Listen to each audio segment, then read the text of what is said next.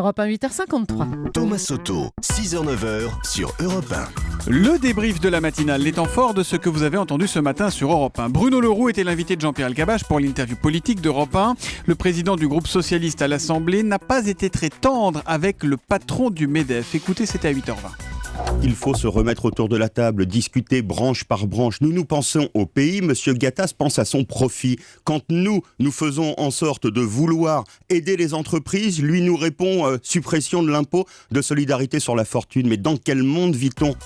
L'antisémitisme est-il en train de se réveiller dangereusement en France ? On peut se poser la question après l'agression de Créteil. Pour Alain Jakubowicz, président de la LICRA, il n'y a aucun doute. Écoutez, il était l'invité de la question qui fâche de 7h15 sur Europe 1. Vous voyez que lorsque vous êtes juif, vous voulez aller prier dans une synagogue, vous y allez sous protection policière. Lorsque vos enfants vont dans une école juive, ils y vont avec des policiers à l'extérieur, des barbelés. Enfin, dans quelle société sommes-nous ? Il y a effectivement un problème, et aujourd'hui, ces problèmes viennent évidemment notamment des préjugés inadmissibles, des préjugés d'un autre temps. Et je crois que l'affaire de Créteil le montre avec malheureusement une clarté qui nous crève les yeux.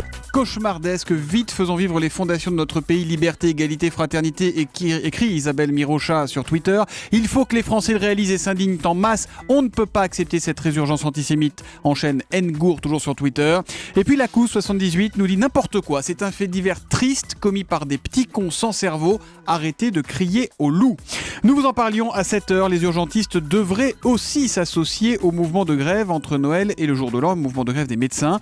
Ce sujet vous a fait réagir au 3921 et c'est Garance qui nous appelle de Caen. Bonjour Garance. Bonjour Thomas. Quelle est donc votre question, Garance ? Alors j'aurais voulu savoir si pendant la grève, il y aurait quand même un service minimum d'assurés au service des urgences durant les fêtes de fin d'année. Eh oui, c'est évidemment une inquiétude légitime et je me tourne vers Anne Le Gall pour la réponse, Garance. Alors, Anne. Oui, Garance, les gardes seront assurés car il y aura des réquisitions de personnel par les directeurs d'hôpitaux, donc les patients seront pris en charge.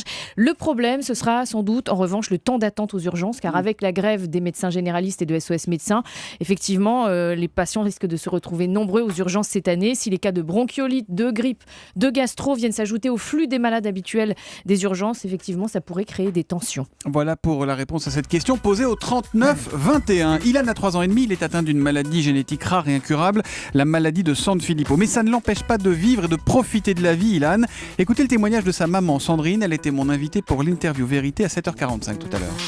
Ilan est un petit garçon plein de vie, pétillant. Il va à l'école 6 heures par semaine avec une auxiliaire de vie sociale. Donc il est accompagné. Il est accompagné. Mais c'est une école classique. C'est une école classique. Voilà, Ilan écoute la musique, joue au foot.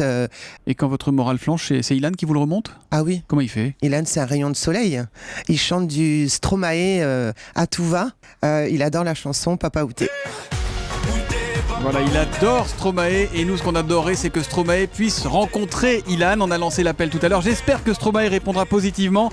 Très touchante cette interview, en tout cas nous écrit Slalomé. Belle leçon de vie et d'espoir, mobilisons-nous pour le Téléthon 2014, nous écrit Jean-Seb. Et puis à Stromae, appel sur Europe 1 pour rencontrer le petit Ilan 3 ans et demi dont vous êtes l'idole. Je suis un grand fan aussi, s'il vous plaît, allez voir Ilan, ça c'est Nan Non qui écrit donc à Stromae.